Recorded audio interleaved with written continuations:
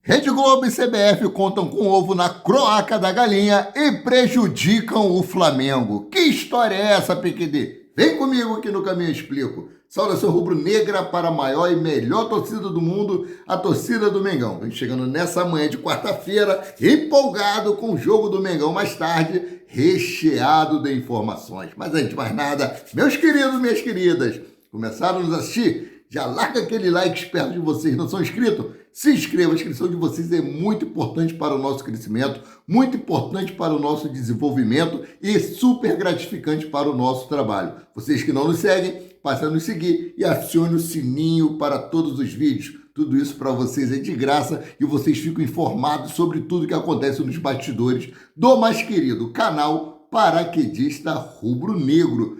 Vamos para as notícias, começar logo com essa chamada aqui. Que a CBF e a dona Rede Globo contavam com o ovo na croaca da galinha e acabam prejudicando o Flamengo? Como assim, PQD, prejudicando o Flamengo? Olha só, o Flamengo joga hoje à noite contra o Atlético Mineiro, lá na Arena MRV, Arena Galo Cego, porque os próprios torcedores de lá falam que tem ponto cego. Espero que o Flamengo não cometa o mesmo erro na construção do seu estádio. E a acústica lá também é horrível, né? Então é o seguinte, seleção brasileira ontem empatou, meus queridos e minhas queridas, empatou em 1-1 com a Colômbia. Que jogo ruim, hein? Jogo ruim. Teve um pênalti ali em cima do Vini Júnior que não foi dado, o Vini Júnior que está fora do próximo jogo aí contra o Uruguai, por ter tomado o terceiro cartão amarelo, o segundo cartão amarelo, não sei como é que são os critérios lá, que eu não tenho acompanhado muito, né?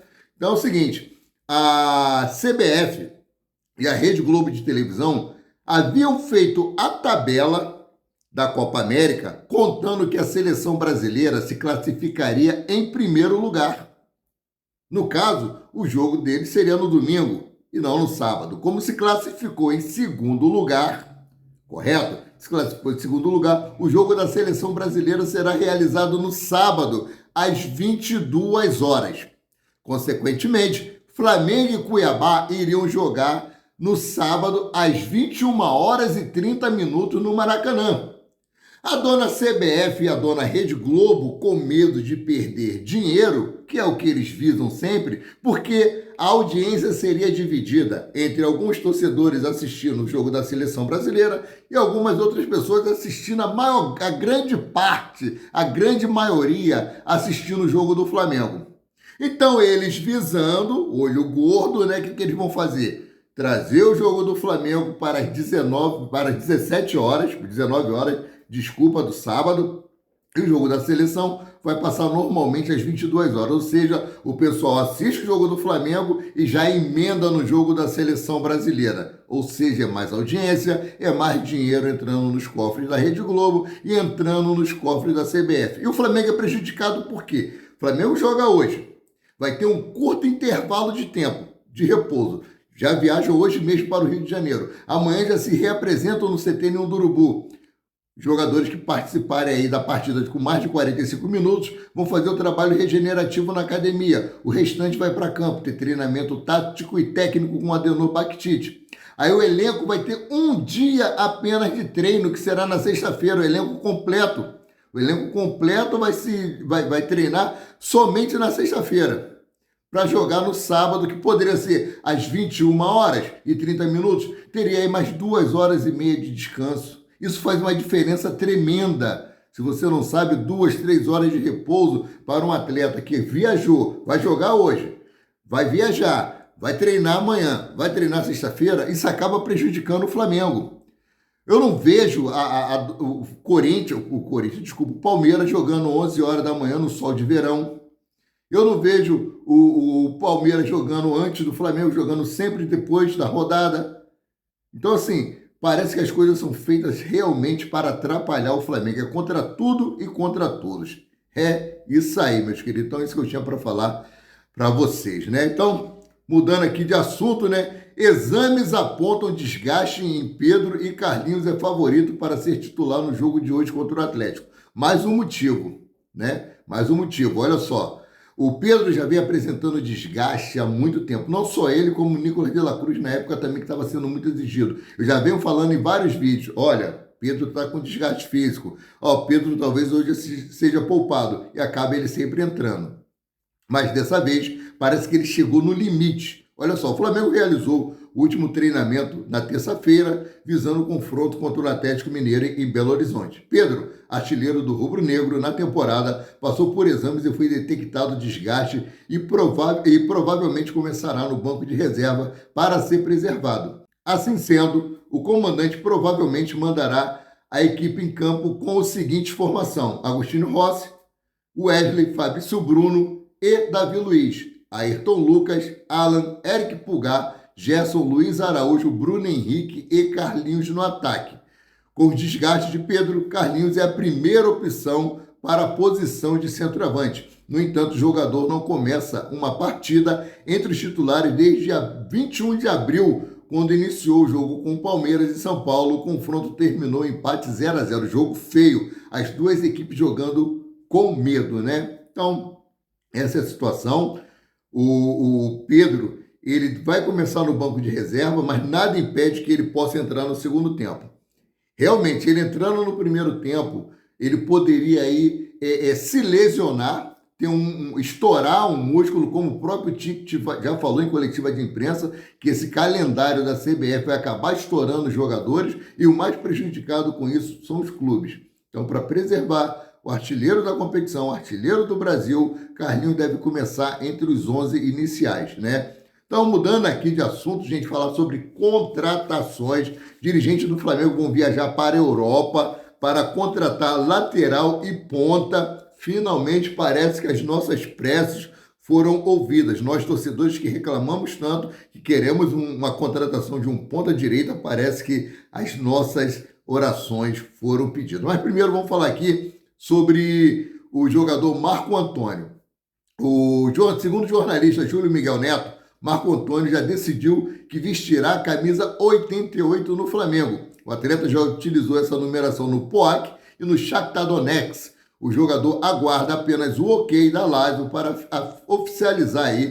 ser oficializado como reforço do Flamengo. Os dirigentes rubro-negros vão excursionar aí pela Europa em busca de reforços, né? E uma das paradas é lá na Itália, para junto à Lazio concretizar aí a negociação por Marco Antônio. O que está impedindo aí é com relação aos gatilhos para que ele possa vir a ser aí contratado em definitivo pelo Flamengo. O Lazio quer que se o jogador, o atleta, entrar em campo em 50% das partidas realizadas pelo Flamengo no período que ele tiver emprestado, o Flamengo teria aí a obrigação de compra. Só que o Flamengo não quer dessa forma. Quer estipular os jogos, né, e as competições para que seja utilizado esse critério. E com relação ao valor final, no caso, se o Flamengo for ficar em definitivo com o atleta, o valor que teria que ser pago a Lazio, né? Então aqui, ó, em recente entrevista, o vice-presidente de futebol do Flamengo, Marcos Braz, revelou que a ideia é trazer de 2 a 3 jogadores na janela do meio do ano. Um deles já está encaminhado, que é Marco Antônio da Lazio. Os demais serão captados em breve, quando os dirigentes rubro-negros irão viajar para a Europa para tentar novos reforços. O foco são para as posições de lateral direito e ponta direita, né? De acordo com o GE, Marcos Braz e o diretor executivo Bruno Spindel nem viajaram para Belo Horizonte com a delegação, pois estão de malas prontas para a Europa. Um dos destinos será Londres, né? O Marco Antônio está na Itália, né? Ele vai em Londres, na Inglaterra. Além disso, a ideia é voltar ao Brasil com a contratação de Marco Antônio finalizada e a janela de transferência se abre no dia 10 de julho. O presidente do Flamengo, Rodolfo Landim, viajou com a delegação rubro-negra para Belo Horizonte. Já Marcos Braz e Bruno Spindel não foram porque eles têm essa viagem agendada para a Europa para trazer reforços para o rubro-negro, né? E falar em reforços aqui, um dos jogadores cortados, né, a ausência nesse jogo contra o Atlético Mineiro é Gabriel Barbosa. E segundo a jornalista Marcela Rafael, da ESPN, o Palmeiras está a um passo de fechar a contratação de Gabigol. 99% de chance do jogador ir para o Palmeiras, diz a jornalista. Ela que falou, Marcela Rafael, da ESPN. Um seguidor do Vene Casagrande perguntou na sua plataforma, na X, né, antigo Twitter, sobre essa situação de Gabigol realmente ir para o Palmeiras. E ele disse o seguinte, olha só o que Vene Casagrande falou. Palmeiras e Flamengo negam qualquer acerto por Gabigol. Situação do atacante continua indefinida. Essa é a informação do Vene Casagrande. Eu não estou desmentindo ninguém, mas eu acho que provavelmente Gabriel deve ficar no Flamengo até o término do seu contrato. Gabriel está em baixa, nós temos que aceitar isso, ele não está bem tecnicamente. O dirigente do Cruzeiro já negou que vai contratar Gabriel esse ano. O Grêmio já negou que vai contratar Gabriel esse ano. O Palmeiras segue aí nas tratativas, mas pelo que eu entendi, a compensação financeira que o Palmeiras quer dar para o Flamengo é a seguinte: Gabriel recebe 1.700.000 por mês no Flamengo. A compensação seria dar esse valor ao Flamengo desses 6 meses de contrato para levar o atleta. E pelo que eu entendi que Marcos Braz falou, o tipo de compensação que o Flamengo quer não é essa. Então vamos aguardar. Eu acho que o Gabriel fica no Flamengo até o final do ano, porque nem os times da Europa, nem o time estrangeiro no momento que é Gabriel. Tudo pode mudar no futebol e ele pode acabar indo realmente aí para o Palmeiras. Mas, de momento, a situação é essa, né? Mudando aqui de assunto, vamos voltar a falar agora sobre Flamengo e Atlético Mineiro. Um dos piores mandantes, mas o segundo melhor visitante. Flamengo e o Atlético Mineiro marcam esses encontros de opostos no Brasileirão. Olha só.